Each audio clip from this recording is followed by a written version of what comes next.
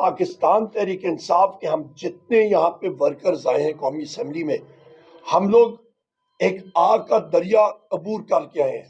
ہمارے گھروں پہ ریڈز ہوئی ہیں، ہماری خواتین کی تذلیل ہوئی ہے، ہمارے بچوں کو گھسیٹا گیا ہے، ہمارے گھر کے اندر پولیس گردی ہوئی ہے، ہمارے لوگوں کو جیلوں میں رکھا گیا ہے، چکیوں میں اندر رکھا گیا ہے، ان کو ٹارچر کیا گیا ہے، صرف اس لیے کہ ہم لوگ اپنے محبوب قائد جناب عمران خان صاحب کو چھوڑیں.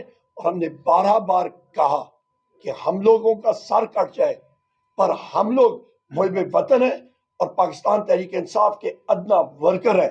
ہمارا قائد اس وقت اندر ہے، اس کی کیا غلطی ہے؟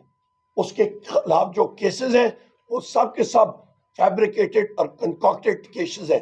کل میں نے فلور آف دا ہاؤس پہ آپ کو بتایا کہ جو توشخانہ کا کیس ہے، تو نواز شریف صاحب کے خلاف بھی جو انہوں نے گاڑی لی تھی، مرسیڈیز بینز جو انہوں نے لی تھی، اس کا بھی دو صاحب کریں نا، پھر ان کے خلاف وہ ٹرائل کریں. زرداری صاحب کے خلاف بھی جو پھر بی ایم ڈبلیو لی تھی، جو رولز کے خلاف تھی، ان کے خلاف ٹرائل ہونا چاہیے نا. پھر وہ جو نیکلسز اور وہ پائن ایپل کی سیلڈ میں استعمال ہوئے، جو آپ کی گولڈ اور ڈائمنڈ کی انگوٹھیاں تھی، اس کا حساب کریں نا. یہ ساری چیزوں کا پھر حساب کریں، لیول پلینگ فیلڈ بنائے. لیول پلینگ فیلڈ ان ایوانوں میں یا نہ بنایا تو جس طرح پاکستان کی عوام نے فیلڈ کو لیول کر دیا، اگلے الیکشن میں اس سے بھی زیادہ وہ لیول ہوگا.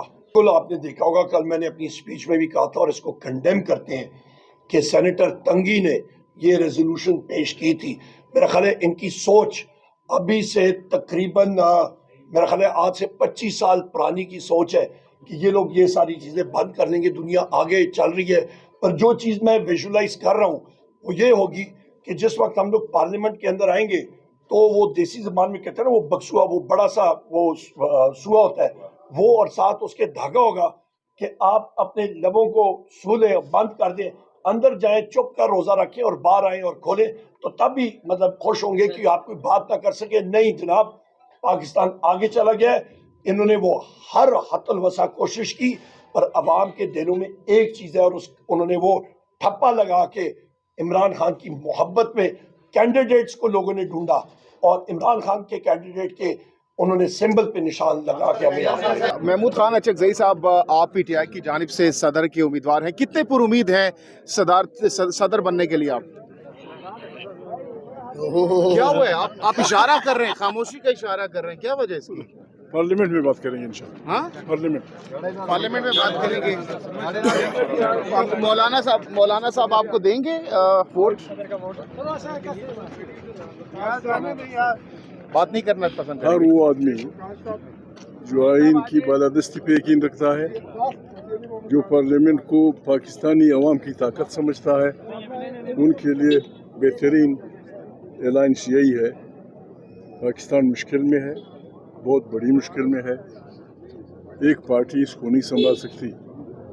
پاکستان کے لیے ایک نیشنل کنسنسس کی ضرورت ہے، جس کا بنیادی نقطہ یہ ہو کہ پالیٹکس میں اسٹیبلشمنٹ کا جس طرح آئین کہتا ہے رول نہ ہو، اور پارلیمنٹ صحیح معنوں میں منتخب لوگوں کی طاقت کا سرچشمہ ہو. صوبوں کو ان کے حقوق، ان کے مسائل پہ آزاد چھوڑا جائے، اور بالکل بہت تھوڑے عرصے میں پاکستان ایشین ٹائیگر بن جائے. عمران خان کے ساتھ جو ماضی میں اختلافات تھے ختم ہو چکے ہیں آپ کی؟ عمران خان سے اختلافات تھے ہی نہیں.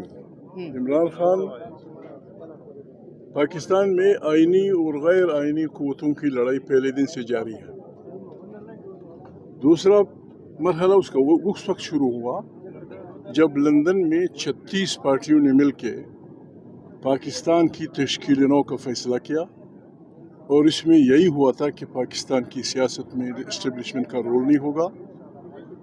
یہاں کوئی کسی کا غلام، کسی کا آقا نہیں ہے، ہم بھائی کی طرح رہتے ہیں. یہ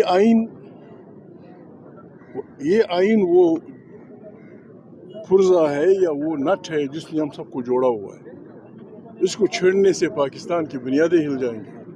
Don't touch it. पीटीआई वाले आपको बहुत देखिए फिलहाल तो उसने वैसे the floor of the house उनकी तरफ से आई है, अगर उनकी तरफ से प्रॉपर एसएम की ऑफर आई है तो फिर उस वक्त इंशाल्लाह ताला फैसला करेंगे, देखेंगे, पार्टी कंसिडर करेंगी और खान साहब के मशवरे के साथ आगे बढ़ेंगे। फिलहाल हमारे पास उनकी तरफ से कोई ऐसी ऑफर नहीं है। यहाँ पे सिर्फ मैं ऐड कर दूं जी, जो बैरिस्टर गौर साहब चेयरमैन साहब ने भी बात की है, हमारा स्टैंड इसमें बड़ा मतलब मुख्तलिफ जगहों पे ये लोग बातें आती हैं।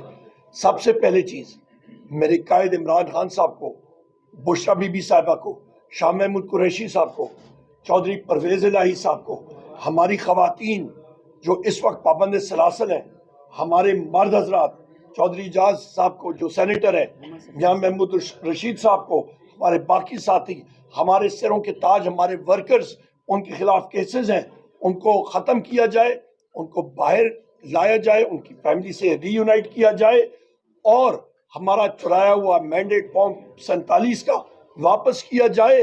उसके बाद फिर हम लोग सोचेंगे, पर हमारा मौक़िफ़ बिल्कुल क्रिस्टल क्लियर है इस पे। अच्छा, सवाल ये है कि जो हुकूमत की जानिब से आप लोगों का ये डिमांड अभी आपने जिक्र भी किया कि इमरान खान और दीगर जो कैदी है उनकी रिहाई के साथ आप मशरूत कर रहे हैं चीज़ों को, तो जो अवामी इशूज़ हैं उन मामला को हल करने के लिए क्या हुकूमत के साथ आप बातचीत के सिलसिले को आगे बढ़ाएंगे? क्योंकि आज भी IMF की जानिब से पेट्रोलियम मसनूआत और दीगर चीज़ों में कीमतों में इजाफा करने का हुक्म आ चुका है IMF का, तो अवामी इशूज़ को हल करने के लिए कानून साजी में क्या हुकूमत का साथ आप बैठेंगे?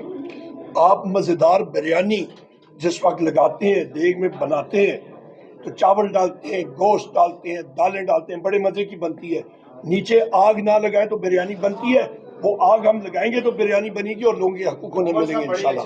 अभी अख्तर मेगल साहब की जो गुफ्तगू किया है बड़ी तशवीशनाक तब हक़ाइक़ भी थे, ब्लैक आउट वो भी हुए, क्या उनकी गुफ्तगू से आप इत्तेफाक करते हैं और इसी तरह मुफाहमत की जानब जाना चाहते हैं? कम अज़ कम जो एक साइड है आप देखिए मुफाहिमत की तरफ बढ़ना चाहिए।